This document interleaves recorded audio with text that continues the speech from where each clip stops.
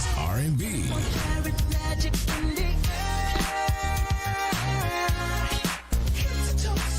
with a smooth touch of jazz.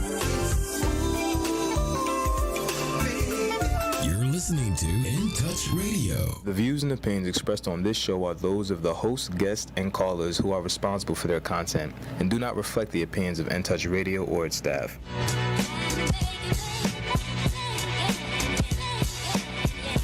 Yeah. This is Power Move, where celebrities, athletes, key influential executives share how they make money, how they attract power, and how they earn respect. What it do? I got my partner in crime, Mr. Kevin Carr, Mr. Courage crossover in the house. How's it going, partner? Hey, man, I'm great. Can you hear me? Number one. Number two, how you doing, my brother? My man, 50 grand all the way from Brooklyn. Brooklyn's in the house. No doubt, baby. Out. What's yes, up, brother? sir. Man, you know, it's getting a little chilly, boy. I'm loving it. This is my favorite time of the year when it gets a little chilly here in Tampa Bay. You know, I was talking to a couple of friends up top, and they were like, yo, it is cold outside. They said, you know, it's cold when people are definitely starting to get their sheepskins and furs out and stuff. I was like, all right. Yeah, I talked to my man I work with in New York, and he said, I said, man, you looking like you got light gear on. It's cool down here in Florida, so I know it's cold up top. He said, don't let it fool you. I got my thermals on. He said he had double layer up here. I was like, oh man. He said it was 30-something degrees, man. Yeah. You know, it's 30-something degrees as the high. 30-something degrees as the high. Yeah. It's supposed to be cold this time of year. Think about it. I know people don't like when we were kids, but when we were kids, it was cold in November, December, January, February, March. It's not the same. It's not the same. But you know what's funny? I just came from outside myself, and I was like, it's only 55 degrees, and I had to break out my hat. Well, you had the classic clean cut, so you got to protect it. They say the heat evaporates the most from your head, so the top of your head. So I got to protect the dome. So you know the health implications going on already. You don't want to fall, susceptible to anything. So protect your head. Do all the other things that require to stay healthy on the good side, man. On the good side. So what's going on in the world of sports and entertainment? Ooh, there's been some activity.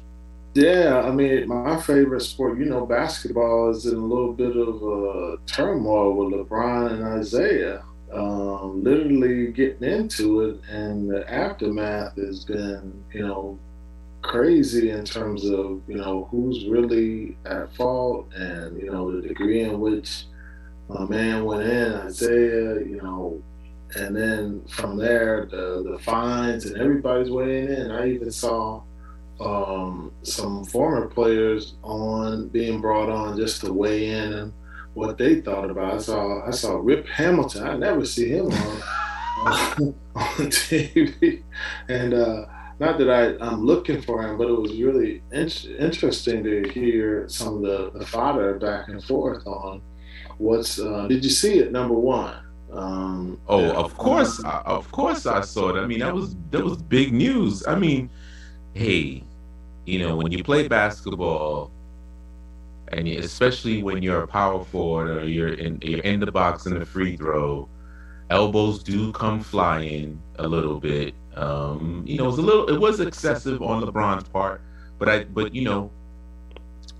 what people don't see is the fight before the ball goes up, right? Because there's a battle in between trying to, you're pinching each other, you're constantly fighting for positioning and trying to get that rebound. Wow. And it looks like, LeBron just got sick of it. And he's like, I'm LeBron James. and that was interesting, man. I mean, the guy started bloodying up. I mean, I guess the guy forgot that this was LeBron James. You're not coming after LeBron James. No one is gonna make sure you touch LeBron James. That's the NBA. Well, he's the number one player in the world, so there's some levels of expectation that it ain't gonna get that crazy. It got crazy though. It surprised me that he, certainly, if anybody else was in that position, you don't know what you would do. Number one, so to, like you said, what was going on prior to where he went, very, very high level in his handling of his emotions, and to the point where, like, his own coaches, I mean, he was running through people like he was trying to score a touchdown on the other side. I mean, he straight bulldozed one of his own coaches and knocked him to the ground and kept charging pretty much like a bull.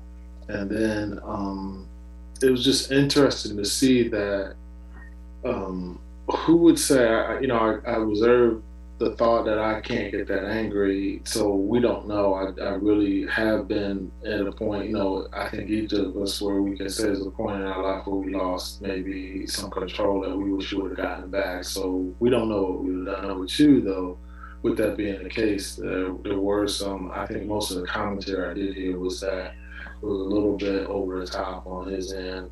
And then there certainly was, he did come back and speak to it, to some degree in the heat of the battle, and some of the things that, sort of occurred that, certainly cooler heads could have prevailed, et cetera. And I think, he's, spoke to it in a way that I think now we know that he definitely, looked back at it with some level-headedness, and he even spoke to it himself. So you like to see that. Man, the money was incredible. I saw LeBron is going to miss for one game. Do you know how much he's going to miss for one game? It's interesting. I mean, this lets you know the game is very, very high level now. What do you think he's going to miss for one game? This is interesting. What do you think? I mean, he's getting paid $30-something million this year. So what do you think he's missing? So it's whatever 82 divided by 30 million, and probably 600,000. So he's going to miss 284,000 for one game. For one game, 184 stacks. That's pretty impressive. And then the other gentleman is somewhere, below 50. Somewhere I think 48 or something. But yeah, he don't make much money. And he's missing 2 games, right? He's suspended for 2 games. So there's obviously discrepancies and where you're paid. You certainly can be withheld pay, but that's a heck of a pay to be withheld. That's college tuition, man. 2 tuitions somewhere. Good school. Well, I mean, college tuition, it depends, right? Because well, I'm just saying a reasonably good school at $50 a year, and I know some. That's tuition. That's 4 years of somebody's baby going to school. At least. When you think about that money, I know what's going to happen. NBA Cares is going to get it, and that's right. Distribute it evenly out to some good causes. So you could consider that LeBron's made a sizable donation to the NBA Cares or to the NBA Foundation, how they're going to allocate the resources. But I'm happy you mentioned that, because I have a question to ask you, being that you were insider in the NBA. When they get suspended and that money goes there, do they get a tax write-off for that? Oh, that's I don't know, because there's a sense that it will be used. I don't know if they track exactly how it's used in terms of, does it go to all 501c or whatever, but I would think that it might be some levels of tax implication. I have not heard it to that degree, if it is considered an NBA Cares donation. Technically, NBA Cares is not a nonprofit. All right, so the way it's okay. So it is considered a giving arm, but it's not at the time. unless they change the structure, it's not considered a nonprofit. The NBA Foundation now that they approved and now that they have may be the arm that's getting the resources now, and that is a nonprofit. So we'll see. I mean, that's a good question. I got to do some homework now. You got me thinking. I'm gonna go back and maybe figure out what they're doing with the resources that would be interesting to know. But no, on the other hand, our Bucks are still doing the thing here in town, right? Yeah. Right. Yeah, they beat up on my Giants, you know. But I was gonna say, I'm partial to the Giants too because I'm, spent some quality time in New York. I'm from the Northeast as well, so man, I just didn't see it getting like that though. I mean, I kind of felt. I mean, the Giants has been horrible this year, man. It's just, like I said, Daniel Jones got to go. Well, he was the darling 2 years ago. I mean, he was running. He was not, in my opinion, he was not the darling. Well, he was a darling for the general manager that picked him up, but he was not the darling. I mean, no. I mean, he couldn't do no wrong. He was running the ball, passing. Everybody thought he was the gateway to the future. But I guess, just like anything, when you're in pro sports, and this is what players tell me, at some point, players study players so well that they figure out your game, and you have to keep evolving your game so your competition or your competitors don't predictably know who you are and how you play. So that's part of the game, just understanding how you build out who you are and what you do in terms of your skill set. So very interesting. And my other last note is college basketball is back. And we are seeing a very interesting lineup. We're seeing a lot more teams that wouldn't necessarily play each other. And this is good for college basketball. We're noticing that matchups are a little more diverse. We're seeing some of the smaller schools play the bigger schools. And that means a lot more parity across all levels. And we're going to probably see some young men that may make it to the league or to the G League one day because of the exposure that their schools are getting. So that's a good thing. Absolutely. Well, in the world of music right now, I'm a little conflicted because today my man Rocky Bucano, which I'm going to actually eventually get him on our show, he is the executive director of the Hip Hop Museum that's being erected here in the Bronx, New York.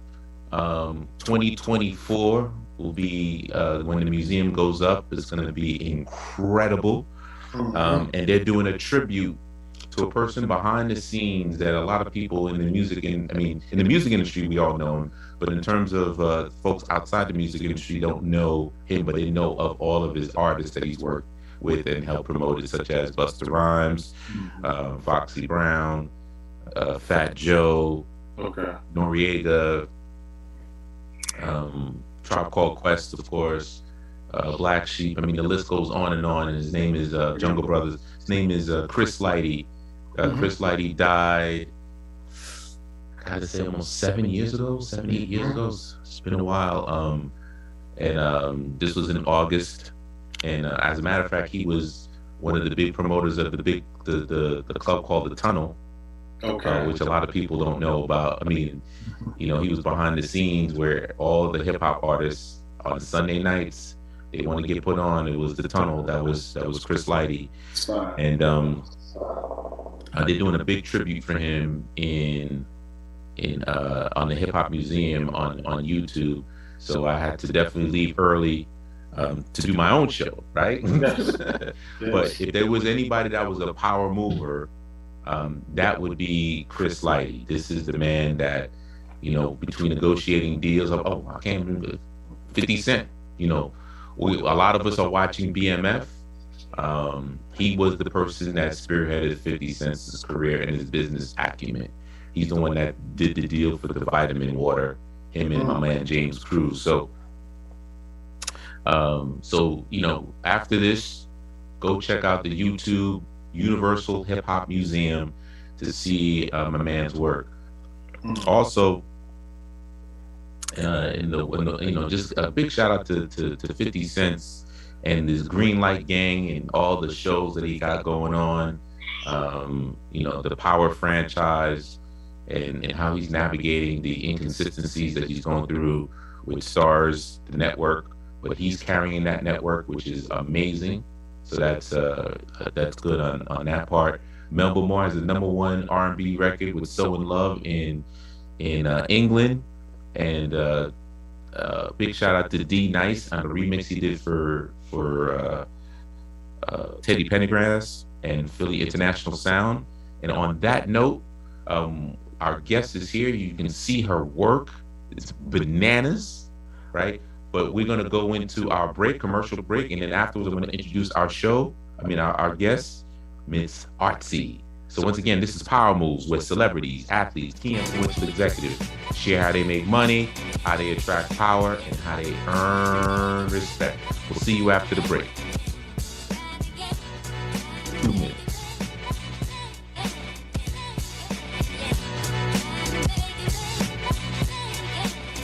Call Ricky. Ask Ricky. You need medical or a lawyer? I got the man to do the legwork for you. We tried the other ones before, so believe we hunted down 813-248-6300. Everything gon' be okay. Call Ricky, he coming. He taking kids state of Florida. Grab a pen of sundown 184-361-RICK.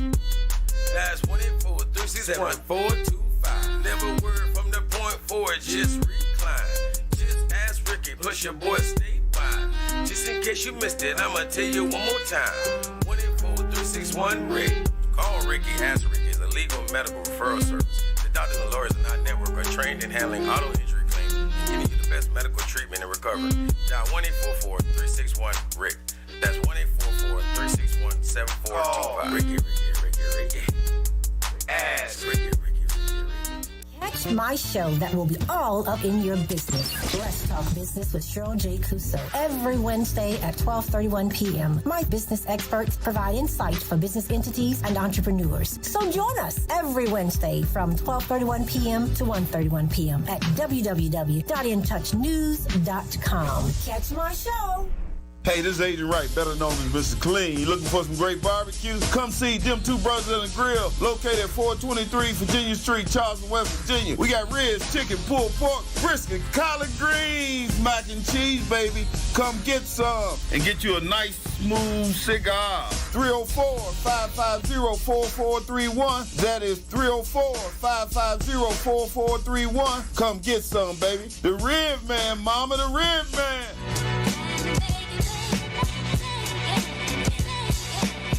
All right, we are back. This is Power Moves, where celebrities, athletes, key influential executives share how they make money, how they attract power, and how they earn respect.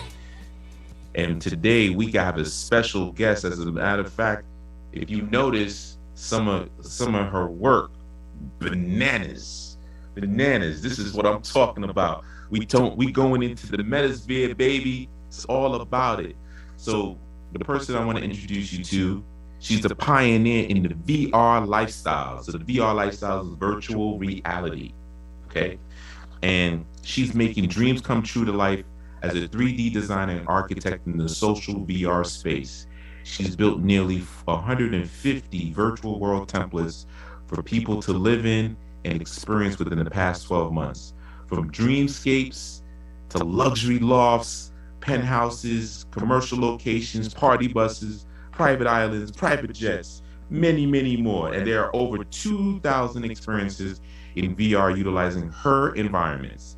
She infuses the energy of love, healing, creativity, and abundance into these social experiences, and they can be experienced in AltSpace VR, an immersive social VR app in which she's an expertise. So we have someone that, if you're looking to really explore and become, similar to discovering something new and being a part of the next level of what people are calling it Web 3.0, this is one of the experts that's really kind of helping things happen. Because think of it this way, you look at my background, you see the skyscrapers in New York City, those are physical, and those architects and folks are doing really well for themselves, but she's the architect for the VR world, which is where everyone is going.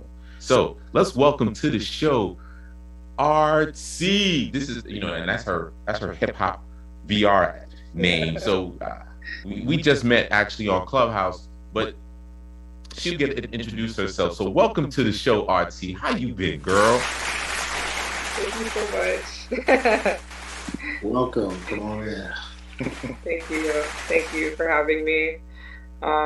Yeah, so I'm super excited. I think I'm in perfect timing, perfect harmony for what has, transcended in terms of the public facing, story of the metaverse. No thank you to, Meta or Facebook for changing its name. But I was in the space before, they decided to change their name. But I was just being creative. I just found a new way to express myself as an artist, and I've been trailblazing the space, making experiences that people really enjoy. And speaking of which, RT, what I want to tap into is, because our show is about making power moves, how you make money, how you attract power, and how you earn respect. So we're going to really talk about the money aspect of it. What is the opportunity in making money in the metaverse, in your opinion, and how have you done financially in maintaining this alternative world? So I've been an entrepreneur since I was 17. I've never had a job. I've always just made money with my art. But this month, I've made more money than I've ever made in a single month on my journey. So yeah, wow. And I just changed career paths a year ago. Okay. So, yeah, let's talk about this, because there's so many people, that work in corporate jobs that are creative, and they're afraid. They have responsibilities. They might have kids. They might have, and then they're like, they can do interior design, or they can draw, or whatever case may be, or they can, do things with clay, whatever case may be. And they're so afraid. And I'm happy that, congratulations to you in the fact that you've made more in 1 month than you made in quite some time. That's amazing. Kudos to you on that. How did you do it? Yeah, so when the pandemic hit, I was actually in a pretty rough place because I was transitioning from doing photography, like in-person type events, to not being able to do that. And so I was also doing illustrations, and so I was building up my online store. And when the pandemic hit, everybody was doing that. And so I felt myself, maybe going down a path that, like, I knew my illustrations were great, but I thought I was heading into a market that was extremely saturated. And so I needed a little bit of an escape. So I put my headset on and I gave social VR another chance. And I found myself in an art gallery hop. Like you would go to a gallery hop in real life. I found myself doing that in VR.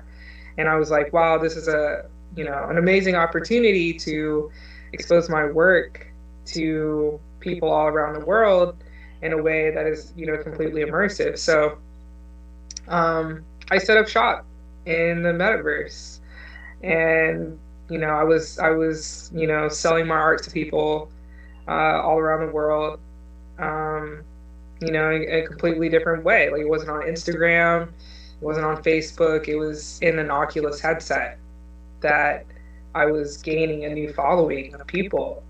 And then I was like, I'm spending so much time in here, going to parties in the metaverse, that I wanted to have my own stuff. So I was building, houses, and, I had, wanted to live like this luxury lifestyle. So I started building that lifestyle in the metaverse. And then other people saw that and they wanted that for themselves as well. And that's when the demand for, VR lifestyles came into play. And so I started building people's dreams. And so I taught myself how to 3D model in October of 2020.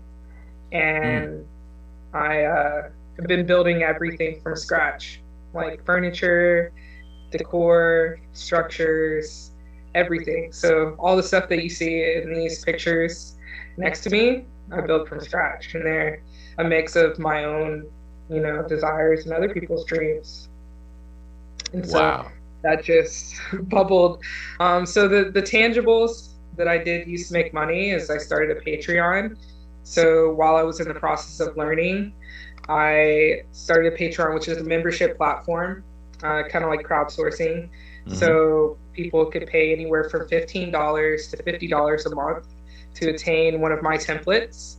And they could then use that template in virtual reality, social VR spaces like Altspace, and invite their friends over, and they can put pictures in the world or do other cool things to the world. But that was basically my steady income. And then I had my custom clients, which over time, I got more and more for what I could charge for that, got higher and higher. Wow. What questions do you have, Kevin? I know you have some special projects. I know this is intriguing to you. This is, first of all, thanks, Artsy, for coming on the show. We always love innovation. I'm big on that. It's one of my pillars as I look at working with clients, and they're always asking me, how do I create and innovate, or how do I look at, and I always describe for them ingenuity. Use your ingenuity, and you are totally in one of the pillars being, it's ingenious what you're doing. So talk to us about that power you tap. What made you go hard in this space of pushing something unique? And not to say there aren't many women, but a lot of people, when they think of tech, they think of guys. So I really want you to help the women understand that they can be in this space and be competitive like you are. So what made you tap your ingenuity in this space? You said you were in it and you were out of it. Like, what put you back in and made you lock in and really focus down? And that's the part that people, when they're in it, they tend to give up, and then they figure out maybe it's not for me, and that's maybe just the time they need to stay in it. So talk to us about that. So I have to give a lot of credit to the community that I've built in Altspace, because there were avatars that were very like stick figure-ish, and then we had we were robots at one point. And then when we switched over to another avatar system, we were able to make our avatars look like ourselves. And we saw this explosion of Black people, right? And so the Black community got together, and when we are present on any platform, we make things pop. And so when all of us, came together, our mixed cultural energy, and our wealth together, cultural wealth, our ideas started to flow. So a lot of events started to pop up. And so for me, I was making other people's dreams come true. And that was where I found my power, was that I knew how to take somebody's intangible expression and turn it into something they could see, something they could walk into, something they could turn into, an event that just cultivated a type of energy that was not seen anywhere else on that platform. And so as the Black community grew in Altspace, I empowered the community to have really dope, amazing spaces. And so that was, for me, the driving force, was that I was putting Black excellence on display every single day. And I was watching people come in, and I saw their dreams actually manifest in ways that we didn't know was possible until we all got together. And so I found my power as an artist in that space because how I'm able to manifest my visuals and other people's visuals, it's in a way that there are no boundaries, right? Like for me to build an art gallery, I don't have to go talk to a bunch of people that own a gallery and ask them if I can display my artwork. I don't have to talk to, a landowner to see if I can build on that land. I don't have to go to a bank and get a loan to, to get that actually built. I can literally go and use free programs on my computer and I can build literally that structure.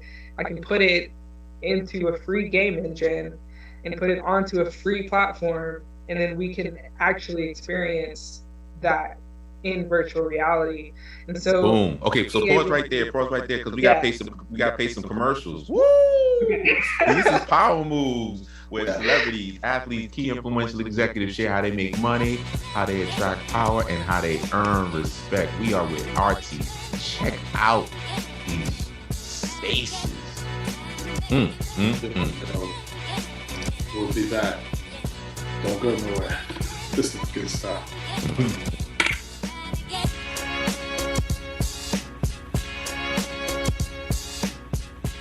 Cancer affects everyone, but minority populations are often hit hardest. Moffitt Cancer Center is working to address the barriers that keep some groups from getting the care they need. African Americans develop cancer at a younger age, have more aggressive cancers, and experience worse outcomes than the general population. While cancer treatment is evolving with precision medicine, who is being left behind? We know for many decades that some groups experience a greater burden of cancer than others. We can prevent it, we can detect it early. It's very beatable when we find it early. I have worked with cancer patients during their treatment. All cancer patients have courage. So my treatment was about 18 months. I had 3 cancers and 7 surgeries. But my son told me, like, Mom, you're the strongest person that I know. Moffitt saved my life. During COVID-19, Moffitt is a safe place for your cancer care. Call now to schedule an appointment. We're playing your favorite old school.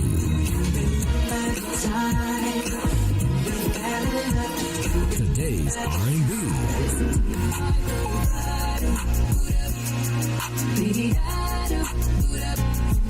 With a smooth touch of jazz.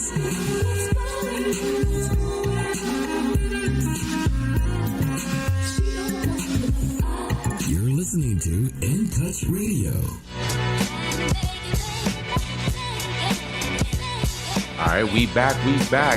We are back with Artsy, the architect behind VR spaces, the alt space, whatever you want to call it. You know, it's funny. I got me an Oculus like several months ago. I barely had the time to use it, and after being in, and I've been like, man, I really need to be up on it.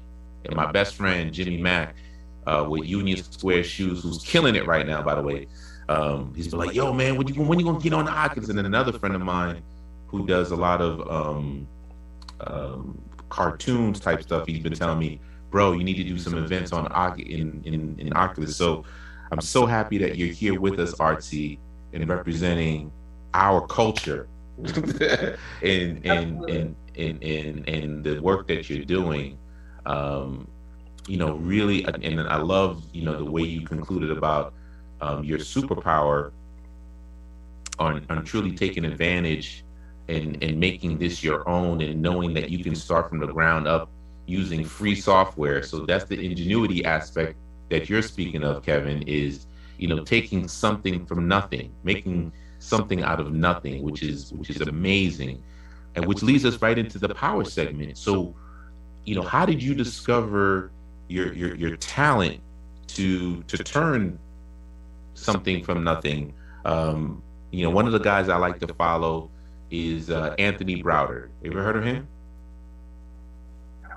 All right, you gotta check him out, Anthony Browder. I'm gonna put you on some game. But and Anthony Browder is he's an architect. He's also an artist, and he talks about that what the average person says you know what, when an artist creates something now, they created it from nothing. And he says, no, actually nothing is part of everything, because it's all in its basic elements, and it's you just tapping into the source and just kind of putting it together. With that being said, explain to us your creative process, your power. Like, where does that come from? How do you able to do what you do and then be an entrepreneur?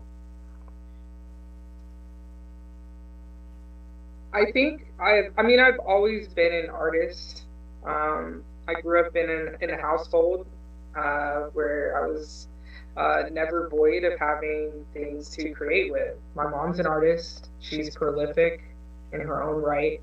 My sister's an artist. My dad loves our art. He's our number one fan. He always pushes us, to share our art. And so I've always felt empowered to create. And so I've never strayed away from using technology to make a living for myself, to educate myself. So I'm always a student, and I think that's where a lot of my superpowers comes from, is because I never stop learning. I wake up and I go to sleep watching tutorials. I wake up and I go to sleep reading. If I'm not creating and I'm not eating and I'm not sleeping, I'm learning. And so I'm on a consistent journey as a student to learn new things, and I'm curious about everything. When I see something that I don't understand, like, I seek understanding it.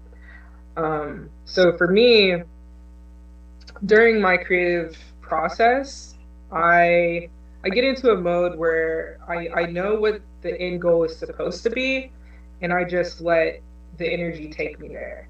So sometimes I can wake up at the end of building or the end of drawing or creating something, having no recollection of the process. Because, like, I feel like all artists, in particular, like, we're given a mission, and we're given, like, these ideas to bring into this reality. And if we choose to take it, we can do it. And so when I'm given an idea, I run with it. I push it to completion. This is good, and the reason why I think this is very good, because this is part of what we try to do to give people power and have them earn a level of respect in their respective industry that they choose to go to. Some people have a level of fear. What's fearful about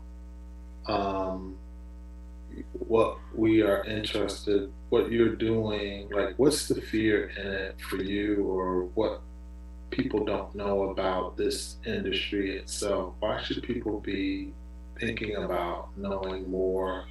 And I know when people decide to take this plunge, there may be a level of fear, and I want you to demystify that for people so they embrace this, because we are going into this, what people will call the metaverse or the metasphere, and people have been there for quite a while, but now that a big entity like Facebook is like literally defined it for life, now people are, oh, what is this? Like, paying attention now. So how and why should people pay attention to this type of work, what you're doing? And if they have a fear about going there, can you help them understand in plain layman's why they should be considering it, and why it's going to be important to the future of how we do work and live and play?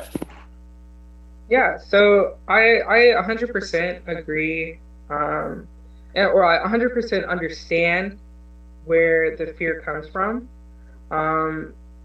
Anytime we've made a technological revolution of sorts, people have been afraid of it.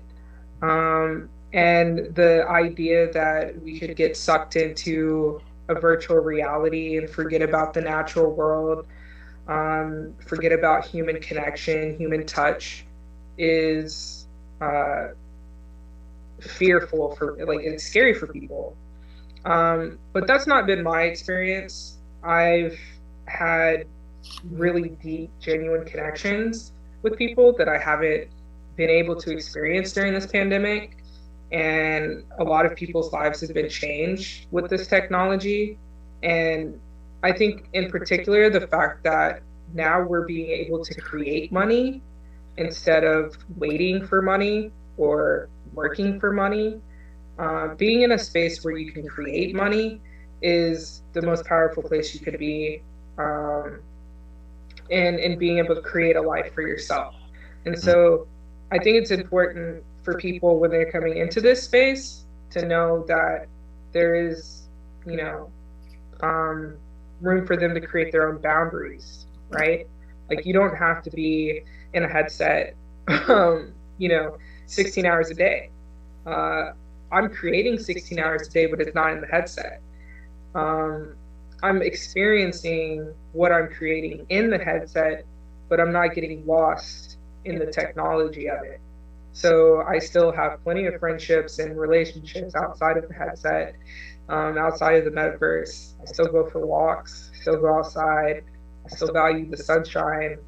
And I also have built parks and, canyons and landscapes. And, I've built all of those experiences inside the headset for people that, like to cherish those as well. So there's two sides to every coin, I think. And there are dangers to going into the metaverse too deep, but there are also dangers for, being too fearful of everything. So I think that's pretty amazing. I think you touched it right on the head when you said you have to create boundaries, because it's through those boundaries that gives you that balance in regards to that. So when we talk about that, then if you were to, because you mentioned a very good point in regards to the fact that now people are empowered to make their own money and do things. Are there 3 recommendations, 3 to 5 recommendations you would say to help people transition into the metaverse or dip into the metaverse to figure out how they can position themselves? So I think the number one platform that's doing the best job of talking about the metaverse is Clubhouse. Being in the right spaces on Clubhouse can really transform how much I think education is always number one, doing your own due diligence, not following the trends, but looking for the outliners. Follow the channels that don't have as many followers. Jump in the rooms that don't have as many people. Sometimes I'm against the grain. That's where I find most of the jewels, is in the places that are less excavated. I think it's important for people to just create.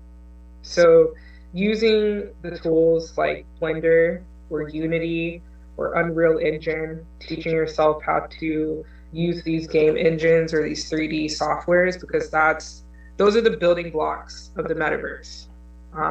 Learning and teaching yourself how, what the blockchain is, what smart contracts are, what crypto wallets are, how to protect yourself, when you're using crypto. I think that's the basis of getting yourself started. And remembering that you don't have to be a consumer in this space as much as you need to be a creator in this space. And so repeat that one more time, because I think that's a very, very, very, very, very important point.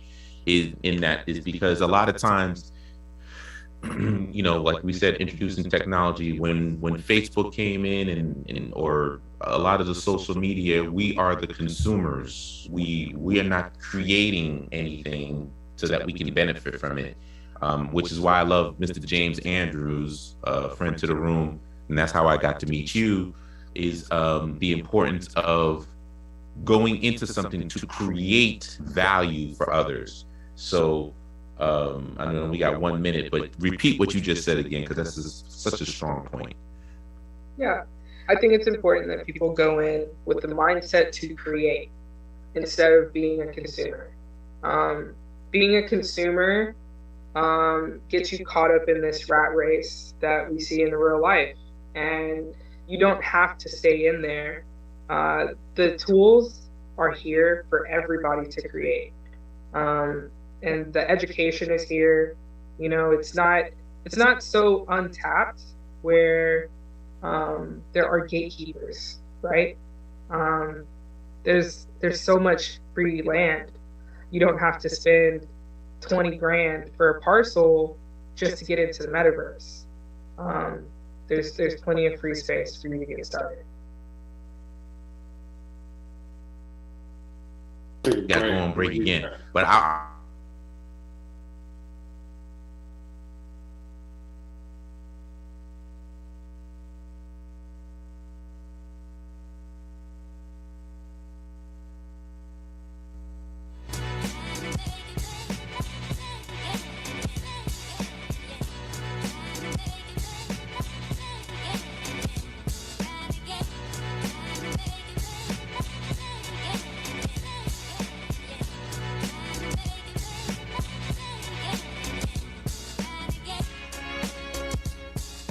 Hey, this is Agent Wright, better known as Mr. Clean. You looking for some great barbecue? Come see them two brothers in the grill, located at 423 Virginia Street, Charleston, West Virginia. We got ribs, chicken, pulled pork, brisket, collard greens, mac and cheese, baby. Come get some and get you a nice, smooth cigar. 304-550-4431. That is 304-550-4431. Come get some, baby. The Rib Man, mama, the Rib Man.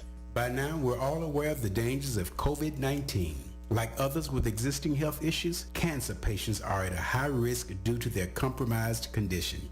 If you are newly diagnosed with cancer, your care likely can't wait. Moffitt Cancer Center is the best place for your cancer concerns and to provide guidance to help you plan your next steps. We're here for you. Call 1-888-456-2839 or go to moffitt.org/here for you. Call Ricky. Ask Ricky. You need medical or a lawyer? I got the man to do the legwork for you. We tried the other ones before, so believe we hunted down 813-248-6300. Everything gon' be okay. Call Ricky, he coming. He taking care of state of Florida. Grab a pen of sundown 184-361-RICK. That's 184-361-425. Never word from the point forward, just recline. Just ask Ricky, plus your boy stay wide. Just in case you missed it, I'ma tell you one more time. 184-361-RICK. Call Ricky, ask Ricky, the legal medical referral service. The doctors and lawyers in our network are trained in handling auto injury claims and getting you the best medical treatment and recovery. Dial 1-844-361-RICK. That's 1-844-361-7425. Ricky. Ask Ricky. Hi, this is Angela Birdsong with Tampa Bay Politics. And not only can you catch us on InTouchNews.com every Wednesday at 11 a.m., we now have a website at TampaBayPoliticsPodcast.com. We are on Apple, Google, Spotify, and Stitcher, which you can log in at any time and listen to Tampa Bay Politics.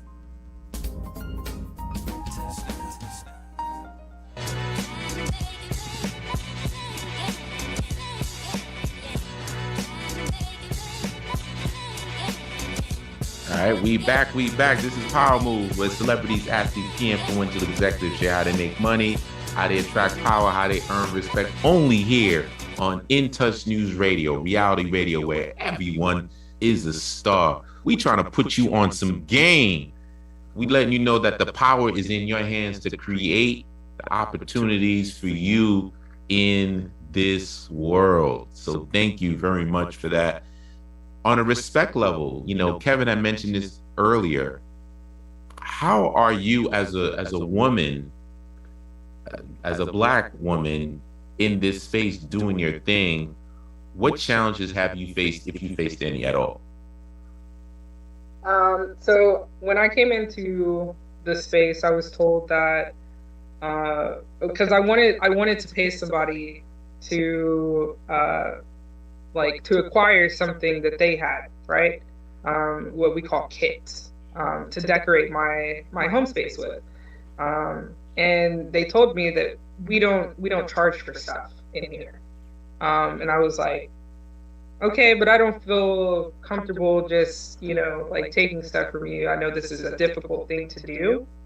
I want to at least, pay you something.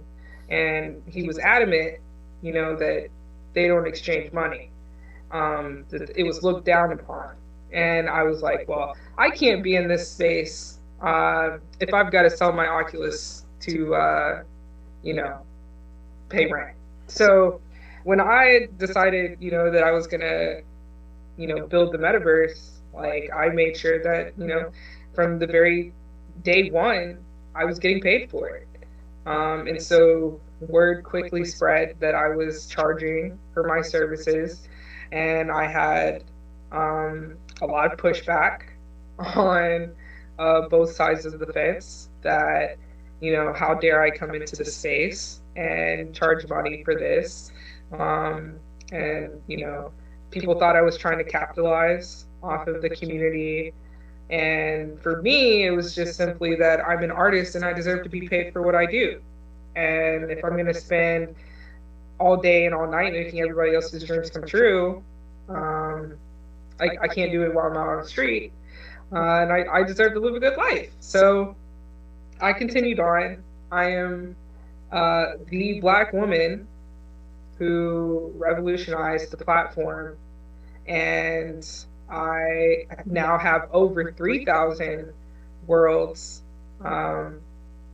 that have my logo on it. So you can't be in alt space for more than an hour and not run into my worlds.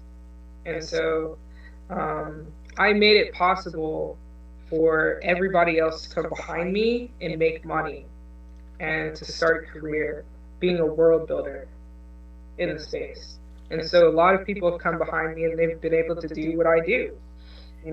I've been teaching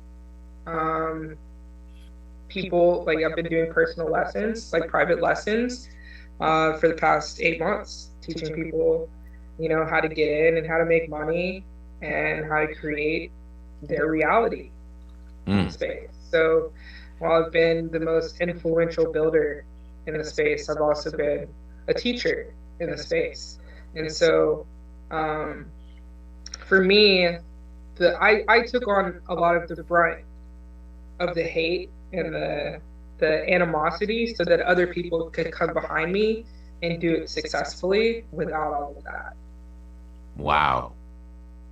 Yeah, that's a big part of, how people establish themselves, being having that confidence, and that's another part of how people get where they need to be. I think you spent more time mentally saying, I'm going to do this, it's going to be successful, this is what I need to do, versus worrying about what other people say, what other people think, and whether or not, they like you or not. Always when you're doing something, it's always said that if you got more haters than people who like you, you're doing something right. So, kudos to you for fighting that. One of the things that I think is helpful is just a quick sense of what for some people, they're still maybe not sure what the meta is and the metaverse. Can you give like a minute version of what you think it is for people so they understand that this is here, people? It is part of how we're going to be getting down and doing things, and they need to understand, even for somebody who's 18 years old or 80 years old, how would you define it, what it is, and how they should look at it? So I built an office in Blender, and then I took it into Unity, a game engine, and then I took it onto the platform, AltSpace, and then I would actually have business meetings in that office where I would stand at the door and I would greet them like I would in a regular office. And then I would take them upstairs and I would sit at my desk while I'm sitting on my couch, I would sit at my desk with my Oculus on, and we would conduct a business meeting. I would ask them, like, what their dream is, and then I would, take it offline, send them invoices, and get to work, right? When I have a home space, I would be in my home space, I would turn on YouTube, and I would be playing music. And then my friends would come over, and we'd be sitting on the couch in my home space in VR. Greet them with a hug. Like, I could walk up to my friends and I could give them a hug, a virtual reality hug. And you actually feel that. We have podcasts. People do podcasts. Hold, time out. When you said you virtually hug them, so because the Oculus is just these two remotes. Just recently, I don't know if you saw this. Recently, there's now like it's like a hand machine that actually you can touch and feel. Yeah. I'll send you the link after the show. Yeah, so we're gonna get all this technology, right? But at the core, we're not this body. Like, we're our essence and our spirit and our soul. When we're in virtual reality, that's all you have. And so you're breaking down the walls of this physical reality, and you're experiencing just people's souls. And so, like, when I hug an avatar, I'm not hugging an avatar. I'm hugging somebody's soul. Like, I'm right there with somebody no matter where they are on this planet. And so you can feel that energy no matter where you are. And so somebody can be sitting right next to me in a theater that I built, and I can feel them sitting right next to me. Like, you're breaking down a wall of an existence that a lot of people get trapped in. A lot of people get stuck in a physical reality that they can only see and sense with smell, taste, touch, sight. But in virtual reality, you're only left to very few senses. And so your ethereal senses are heightened. And so that's where I've found so much pleasure in virtual reality, is that I'm not distracted by so many things when it comes to human interaction. I'm seriously with somebody's soul.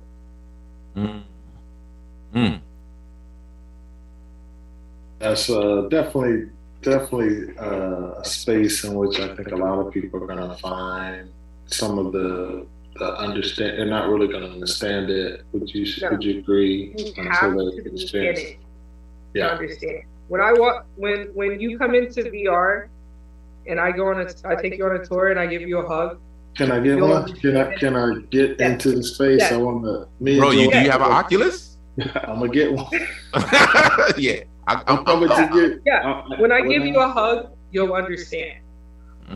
You'll get it. I'm probably not gonna do it tonight because I'm tired, artsy. But I'm gonna reach out to you so I can link up on the Oculus, because I need to step up my Oculus game for real. Yeah, and I actually need that tutorial. So before we leave, let's ask our guests to let us figure out how to consume you, follow you, support you, bring you business, and help celebrate this new space that you're in. I'm proud of you, and I really believe that you're going to do some great things. So tell us how we can continue to stay in touch with you. Go slow.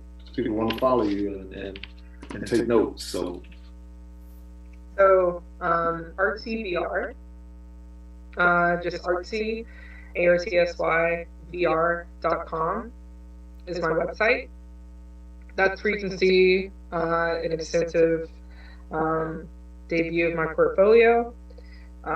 You will also be able to enter my mini metaverse from my website, because I'm building my own platform where I own it, nobody else. And I'll be offering that service to other people, to where they can own their own metaverse. Because where I'm hosted, where most of my stuff is hosted, is where the larger community is, and that's in Altspace. It's owned by Microsoft. A lot of people getting into Web3 don't like, the Web2 companies, and so giving other people a way to branch out of that is what I'm focused on right now. Is for you to have your own branded metaverse. And so everything, you can reach me for lessons, you can reach me for meetings, and also tours to both my own metaverse and alt space through artsyvr.com. You can also find me on Instagram at artsynvr. And I'm on Twitter, but I don't use it. I'll get better. But you can also follow me on Clubhouse. I do get on the live stages and talk about the metaverse. And that's at Artsy. That's fantastic. Fantastic. Well, thank you for sharing your time with us. You know, I don't even remember my Oculus name. That's how bad it is for me. But I will definitely check you out. We will come and visit. I don't know if there's a way we can put this on, because that is the next level. Power Moves is looking to get onto the. Yeah, I can help you cross platform.